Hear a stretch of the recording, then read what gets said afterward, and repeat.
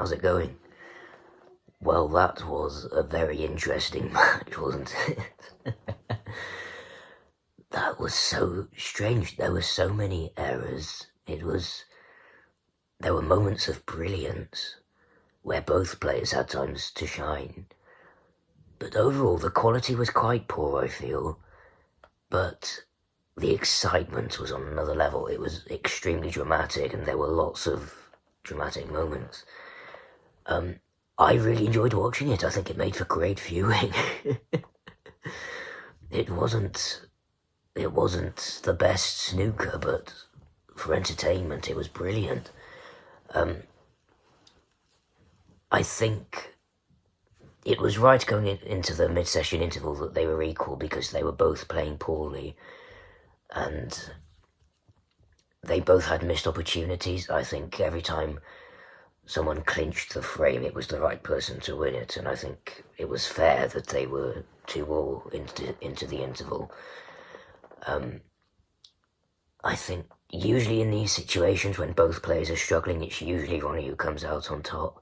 I think that's when his experience and his ability to get over the line just comes in clutch in these situations.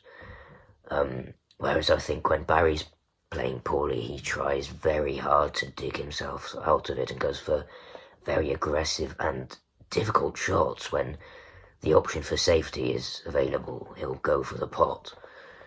And often when he's not playing poorly, it's difficult to get those pots and the pockets become very small. So yeah, I think I was expecting Ronnie to win, sorry. I think most of us were. Although when I'm a Ronnie fan, I'm one of those fake snooker fans, if you like, that only watches when Ronnie's playing or if it's a big final between two players that I like. But yeah, so I watched this match live. It's just finished, and I always get nervous when he's not playing well because I think people automatically go into a match against him as the underdog, and that takes the pressure off, and they can often play their very, very best. I watch darts as well, as you may know, and Michael Van Gerwen is my favourite darts player.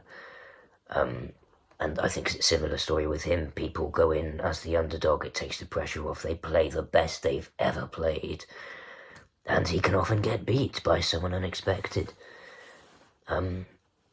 So yeah, I was nervous at the start. But when Ronnie did get in, his game seemed more promising than Barry's, I feel.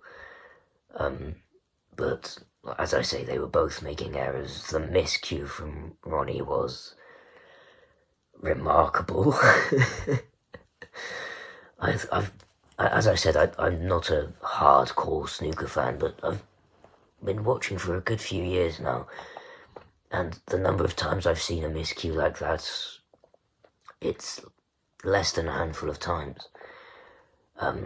It was a real shock to see that, and then Barry kept making errors, and the other person would get in and break down, and the other person would have to clean up. But it was exciting, it was unpredictable, and I really enjoyed it as a game, even though it wasn't the best snooker. It does throw up some questions for me as to who's going to win the tournament, because obviously Ronnie's always a contender for as long as he's in the tournament, but he will have to up his game, and obviously every day is a new day, and he could be playing like this one day and then knocking a 1-4-7 the next. Similar to Ding, actually, who did knock in a 1-4-7 against Ronnie earlier in the tournament. He wasn't playing that well in the early stages of the match, and then he just smashes out a maximum. And Ronnie operates like that on a daily basis. So it's completely up in the air whether he's the favourite or not, but I think other contenders are Shaun Murphy and Judd Trump. I think are my top 3 favourites for the tournament. Yeah, I think Shaun's in top form, and I think Judd, if he's on his A game, he can defeat anyone. So I'm hoping for a Ronnie Judd final. I'd obviously be supporting Ronnie, but I think just that lineup would deliver an amazing match. So, just as a snooker fan, I would love to see that. Yeah, if you guys want to let me know your opinions on the match and who you think is your favourite for the tournament, I'd love to hear your thoughts. Let's have a discussion. I'll speak to you soon. Bye.